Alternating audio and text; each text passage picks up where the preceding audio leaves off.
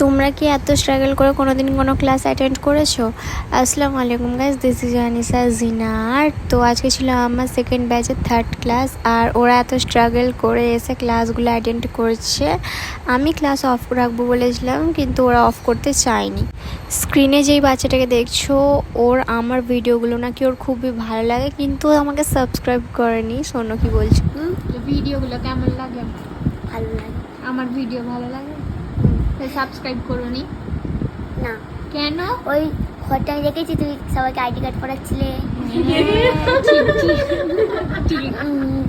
আসসালামাইকুম। ওয়ালাইকুম আসসালাম। হ্যাঁ, tata, bye bye. Bye bye.